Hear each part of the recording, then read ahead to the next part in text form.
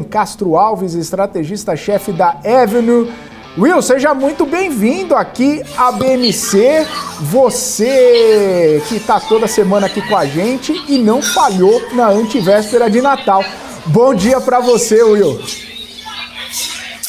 Muito bom dia, pessoal. Vim aqui dar Feliz Natal para todos, né? A gente passou o ano todo aqui falando, então acho que valeu a pena pelo menos voltar para dar o Feliz Natal. Tá certo. Ô Will, você que tá em Londres aí, a bolsa fechou mais cedo, mandou todo mundo ir pros pubs comemorar.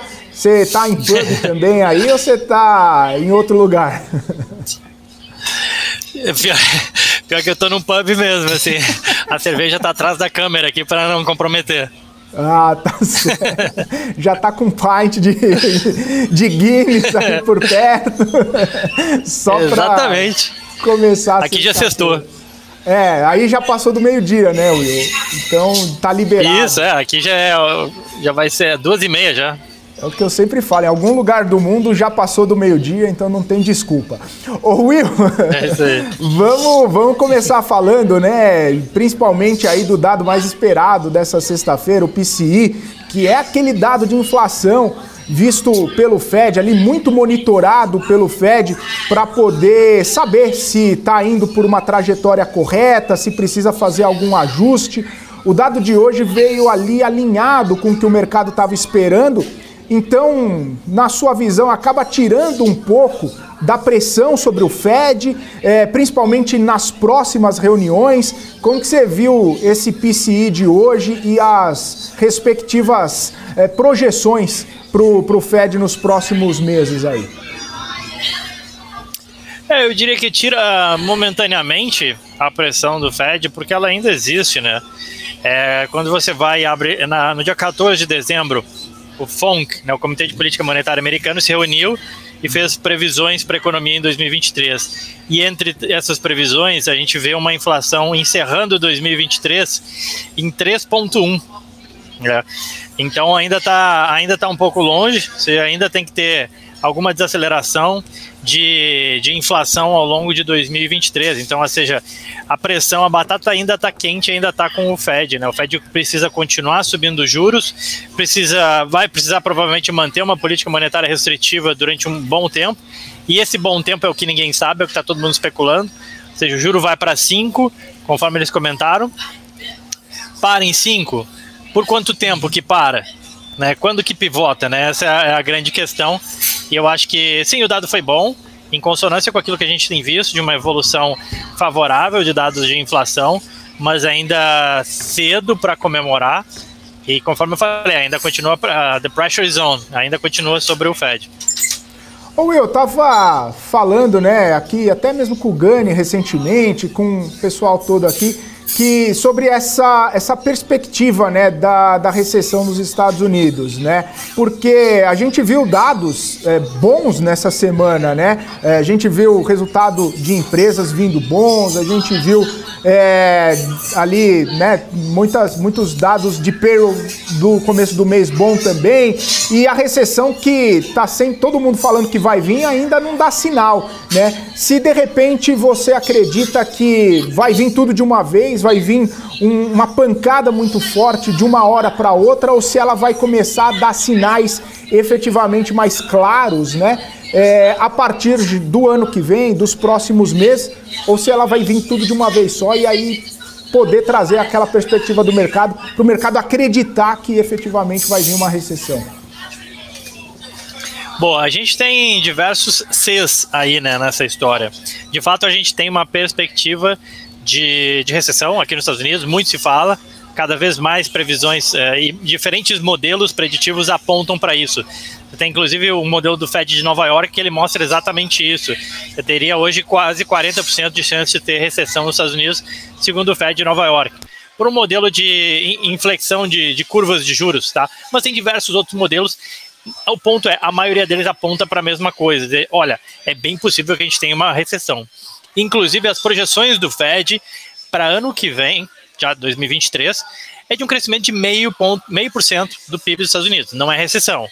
Só que tem um C aí, né? Quando você olha a projeção de desemprego do Fed, eles falam de um aumento de 0,9 pontos percentuais, quase 1 ponto percentual a mais de desemprego, né, com a taxa de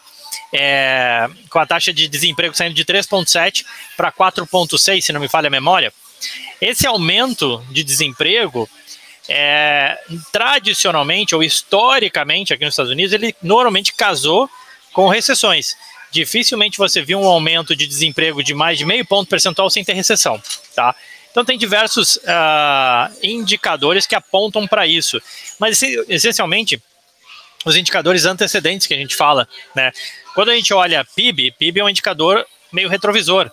Dado de emprego ainda é um indicador meio retrovisor. O mercado de trabalho é o último, né, que tende a refletir, mesmo na economia dinâmica, como é o caso dos Estados Unidos, ele é o último a refletir essas nuances, né, de economia. Mas a gente já teve muita notícia de layoff, a gente vê os dados de manufacturing muito fracos.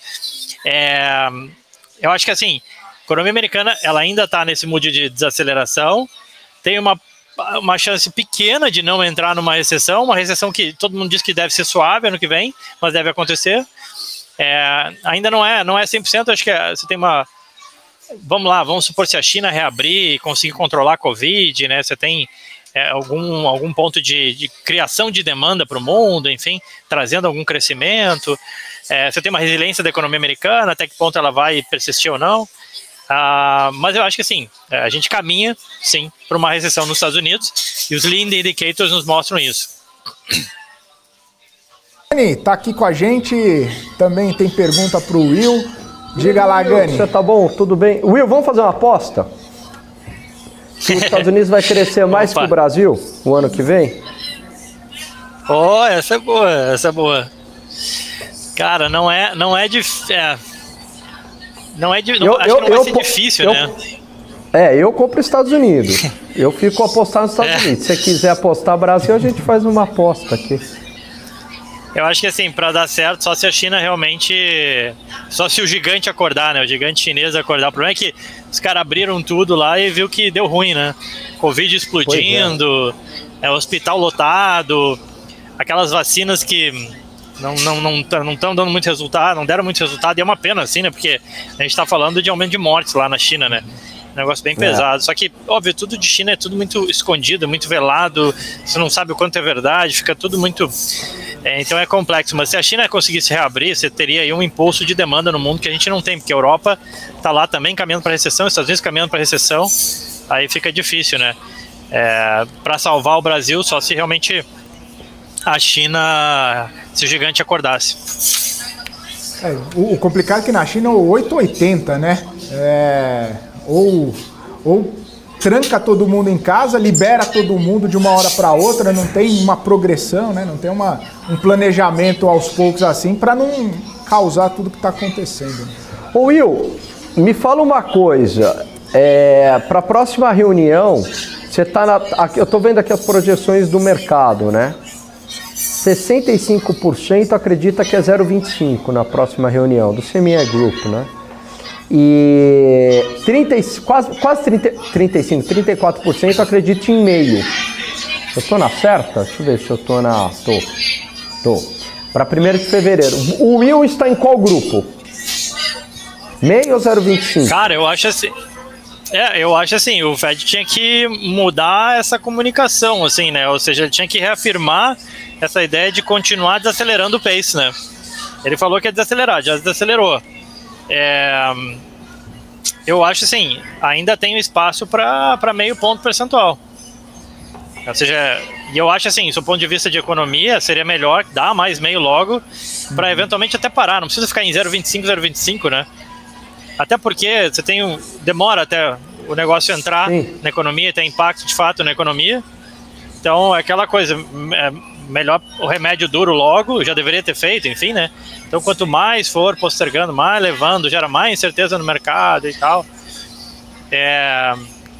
E também eu acho que assim, para você apostar mais fortemente no 0,25, o Banco Central americano deveria vir de novo com uma comunicação reafirmando, olha, não, eu continuo querendo desacelerar o ritmo, né? Ou seja, né, ainda pode desacelerar mais, né?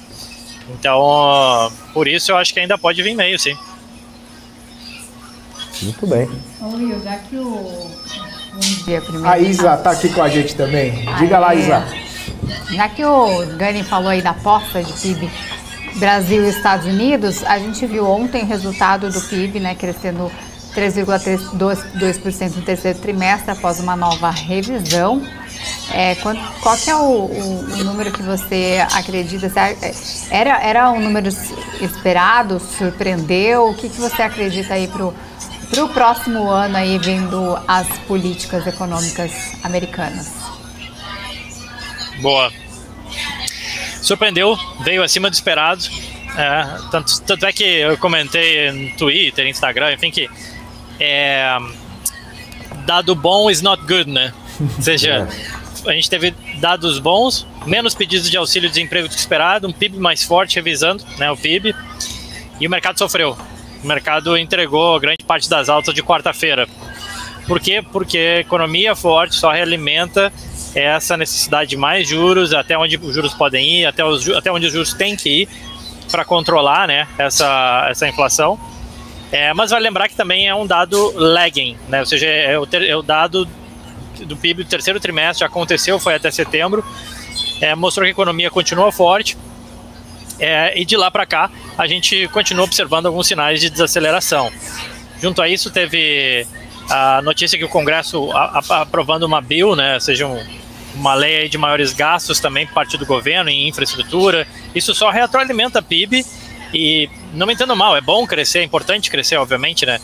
Mas como o principal vetor de mercado tem sido juros, quanto mais rápido, eventualmente, a economia de fato desacelerar, se abriria espaço para os juros normalizarem, eventualmente cederem, e isso vir a ter um impacto positivo em termos de precificação de ativos. Por hora fica bom para quem quer investir em renda fixa nos Estados Unidos, né? A gente tem tido um influxo, uma demanda muito grande de brasileiros preocupados com o cenário, não é por acaso, né? Cenário brasileiro, querendo investir nos Estados Unidos e buscando muito segurança de renda fixa ou travar rendimentos, né, que você não via há muito tempo. Você ganhar 4,5% emprestando dinheiro para o governo americano não acontecia há muito tempo. Se você emprestar para uma empresa investment grade, ganhar 5%, 6%, também não acontecia. Então aquele dólar mais 5, dólar mais 6, é uma coisa que não era tão corriqueira e que muita gente está querendo aproveitar, muito brasileiro vem querendo aproveitar. Ô Will, as empresas brasileiras, por exemplo, um Itaú, algo do tipo, que são negociados nos Estados Unidos, elas pagam quanto na renda fixa aí? Mais você tem, mais ou menos? Uma boa empresa brasileira. Esse é um ponto. O Brasil, ele é visto como uma empresa, como um país de risco, né, não é investment grade, e mesmo boas empresas brasileiras com bom fluxo de caixa, com uma boa condição financeira, elas acabam tendo que remunerar mais os investidores simplesmente pelo fato de ser brasileira, né? Então, assim, você consegue achar bonds de empresas brasileiras pagando 7%, 8% tranquilamente, sem ir para empresas de elevado risco, digamos assim, de crédito, né? Que é tudo uma questão de risco de crédito, né? Mas ainda com empresas com boa qualidade de crédito, você consegue ganhar 6%, 7%, 8% em bonds, né, em títulos de dívida de empresas brasileiras. Ao ano isso, né? O Gani, que tem se tornado aí um grande admirador dos dividendos, né, ultimamente, eu queria saber, ainda na parte da renda fixa, esses bonds aí, eles pagam cupom ou tem que levar para o vencimento para ter a rentabilidade? Tem essas estratégias também? Boa, vamos lá. A maioria eles têm pagamento de cupom, né? Tá. Agora, se você comprar uma Treasury curta, que a gente fala, de até 12 meses, não tem pagamento nenhum, ela vai vencer em 12 meses, né? Então você vai ter o retorno do teu investimento com aquele yield proposto, né? Vamos supor que é 5%. Você botou 100, depois de um ano você vai ter 105, ponto. Simples assim, né? Então, para Treasuries curtas, que também tem sido uma alternativa muito procurada, tem investidor brasileiro que tem interesse em investir em ações, que tem interesse às vezes em tomar risco, mas não no momento atual, né? Ele está preocupado com a recessão nos Estados Unidos, que o S&P possa bater novas mínimas. Ele vem e estaciona o dinheiro dele numa Treasury que vence 3, 6 meses, um ano, e quando ele vencer, ele decide, não, daqui 6 meses eu eventualmente vou decidir se eu vou aportar em ações ou não, mas enquanto isso esse negócio fica me rendendo aí pelo menos essa taxa que vem subindo, e que antes ela era bem inexpressiva, né? Não vale a pena eu botar numa Treasury que no ano paga meio, em 6 meses eu vou ganhar 0,25, é tão pouco, né? Mas agora com a Treasury entre 4,25 e 4,5, mesmo em meio ano você está ganhando 2%, né? Não é mal, assim, pelo menos é alguma coisa, melhor do que nada. Se você carregar o ano inteiro, 4,5, né? Já começa a ser interessante. Ô Will, nos últimos dias a gente tem até visto o dólar, né, cair bem aqui, né, o real se valorizar, e aí sempre tem aquela história, né, poxa, mas eu vou mandar meu dinheiro agora lá para fora, agora que tá caindo, né, ao invés de ser o contrário, né, agora que tá caindo eu vou mandar mais, o pessoal começa a pensar, agora que tá caindo talvez caia mais. Tem gente... Eu li algumas pessoas na internet falando que talvez o dólar pode chegar ali até perto dos R$5 cravados ainda no fim do ano. Precisa de muita coisa acontecer para isso poder virar uma realidade, né? Mas seria uma estratégia boa, né? Aproveitar que o dólar está caindo e aproveitar esses bondes aí, e para não perder o trocadilho, não perder esse bonde, né? Boa. Cara, eu ia dizer o seguinte, Felipe, se acontecer esse 5 aí, você pode ter certeza que é presente do Papai Noel aí, todo mundo tem que aproveitar esse dólar a 5, sinceramente, tá? O dólar, cara, ele tem ficado barato frente a tudo aquilo que a gente ouve a respeito de Brasil. E na verdade, o dólar tá só seguindo o movimento internacional, tá? O dólar no mundo, ele vem caindo desde setembro. Aí você vai me dizer, pô, William, mas não caiu aqui aí no Brasil. Não caiu porque, obviamente, a gente tem os nossos problemas internos. Mas desde setembro o dólar vem caindo no mundo. O dólar já fez máxima há um bom tempo. E essa perspectiva de desaceleração e recessão nos Estados Unidos, e eventualmente até, em algum momento, corte de juros, só enfraquece o dólar, né? Só que a gente não vê isso internamente. A gente não vê isso internamente por quê, né? Porque todo dia tem um gol da Alemanha novo, né? Cara, é uma ministra que... Eu achei meio bizarro isso, né? Mas a gente teve a pior crise da nossa história, né, no governo Dilma, uma sucessão de erros de política econômica. Você tem uma ministra que foi de alto escalão do planejamento econômico do governo Dilma, ou seja, planejou, deu errado, teve a maior crise. Hoje ela vai ser ministra de gestão no governo Lula. Você me diz se tem como dar certo isso, com todo respeito. Isso é um ponto. Irresponsabilidade fiscal, a gente sabe que irresponsabilidade fiscal bate no valor da moeda, em inflação, expectativa inflacionária. Como é que o real vai se valorizar frente ao dólar se a gente tem irresponsabilidade fiscal, né? E já tem alguns ministros desse novo governo defendem isso arduamente, tem até livro escrito a respeito disso, né? Uma nova proposta fiscal pós-Covid. Dá uma pesquisada lá, você vai ver que tem uma ministra que escreveu exatamente isso, que é basicamente rasgar o teto, enfim, e veja bem, não é bem assim, vamos para uma política desenvolvimentista. Eu já falei aqui, não me surpreenderia se amanhã, ano que vem, o governo simplesmente diz, a meta de inflação não é mais 3,5, esquece 3,5 aí que não tem porquê, a meta de inflação é 5 mesmo, e não precisa subir mais juro, porque já está no 5, a gente já está na meta, está tudo legal, está tudo ok.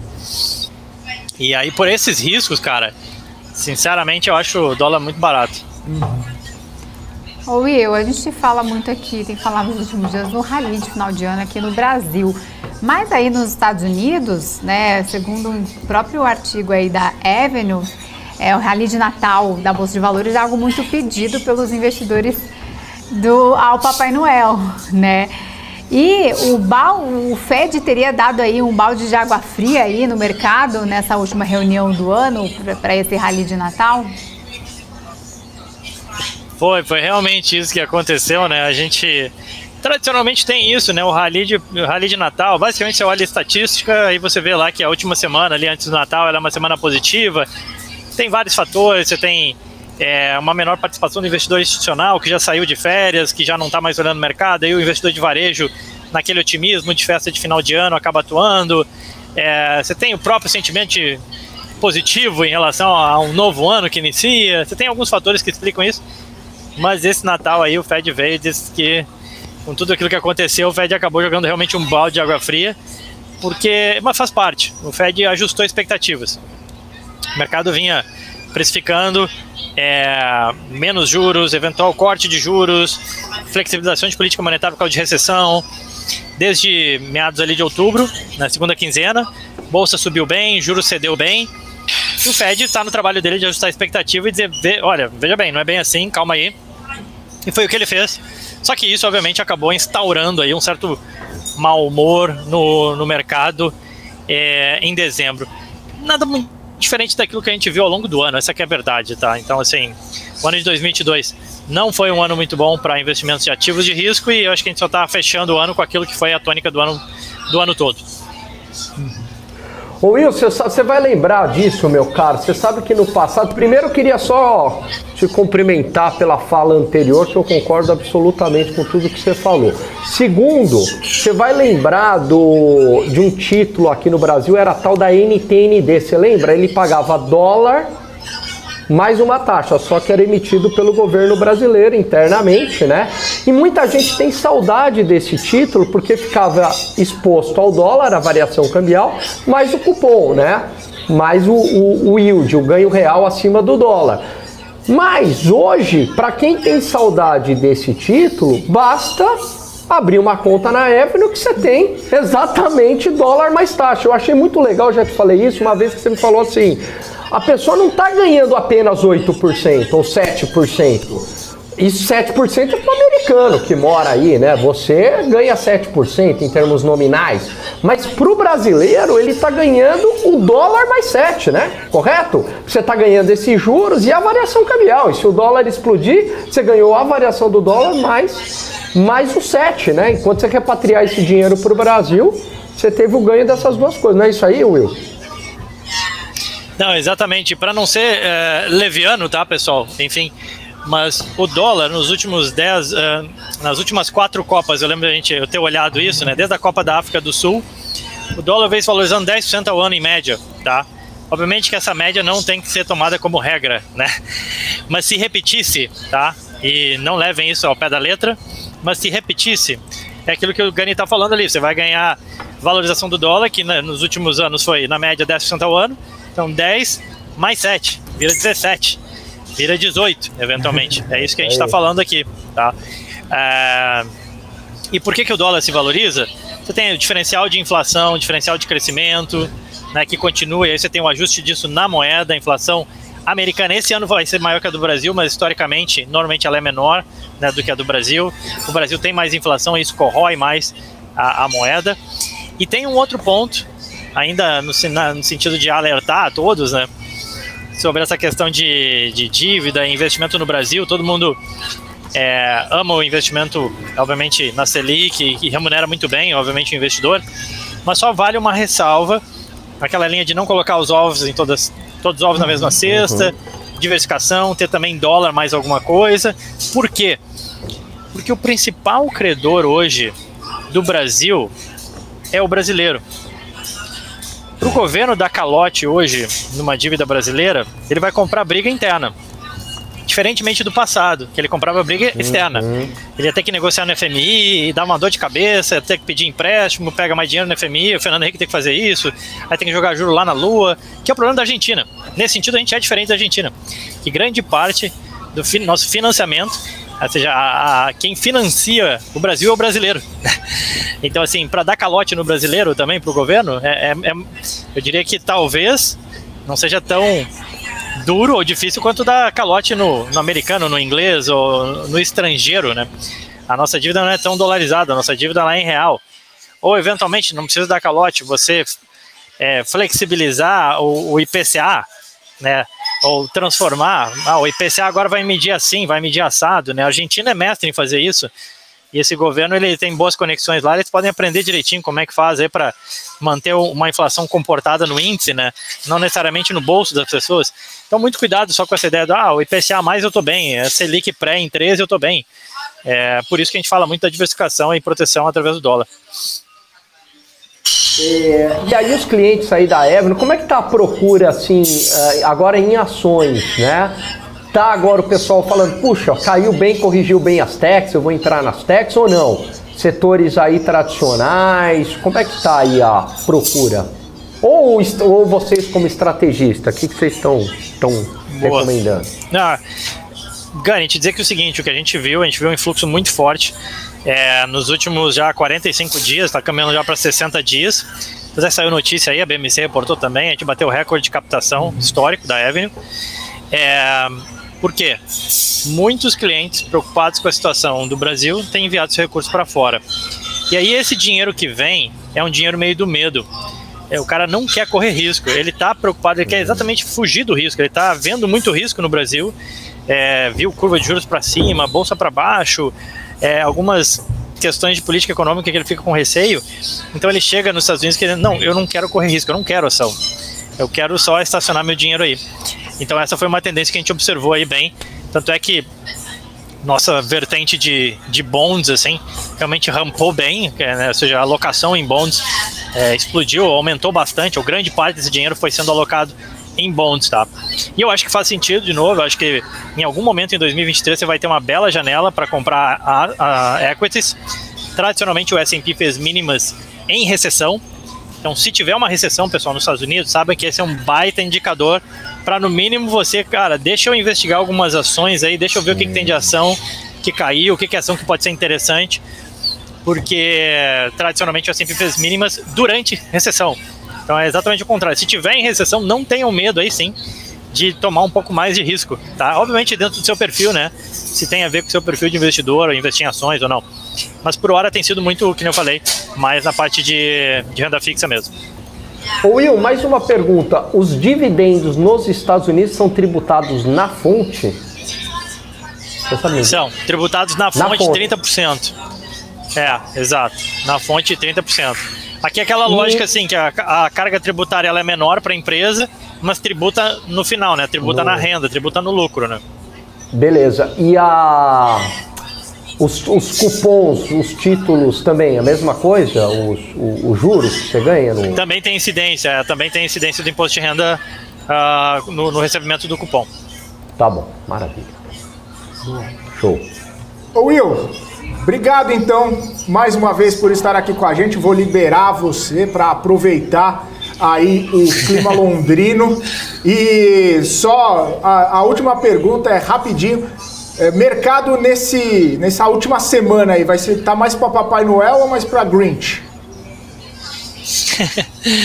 Olha, eu acho que o mercado deve ficar agora, acalma bastante, né? Essa é realmente a última semana do ano. Semana que vem é uma semana bem pouco líquida, não tem resultado saindo, tiveram vários saindo essa semana, não tem resultado saindo, não tem indicador econômico. Então fica uma semana bem morta. Segunda-feira é feriado, né? Ou seja, a bolsa não vai estar funcionando. Então fica realmente uma semana bem fraca aí. Então, assim, acho que mesmo que tenha um Papai Noel, enfim, não é tão representativo pela baixa liquidez, né? Ô Will, você torceu para a Argentina ou para a França na final? Você que é um amante do futebol. Agora me pegou, vai fazer eu passar vergonha aqui na frente de todo mundo. Cara, eu vi um documentário sobre o Messi, achei legal, assim, eu não sou grande fã dele, mas achei muito legal a história dele, de vida, carreira, enfim. E eu achei, o cara merece. Merece. Os franceses são muito chatos. Eu tava aqui na Inglaterra, né? Os ingleses estavam falando alguns absurdos aqui pros ingleses, o revoar e outras coisas, né, pros franceses. A galera aqui tava mais torcendo pra Argentina também. Eu quero saber também da Royal Family aí, você vai acompanhar a missa de Natal por aí? É verdade. Feliz Natal, vamos ver. Will. Feliz Natal, viu, Will? Tá bom. Feliz Natal para todo mundo aí, gente. Forte abraço. Abração para você. Obrigado pela parceria nesse ano. Até ano que vem, então, Will. Te cuida. Abraço. Tá bom, valeu. Tchau, tchau. Isso aí.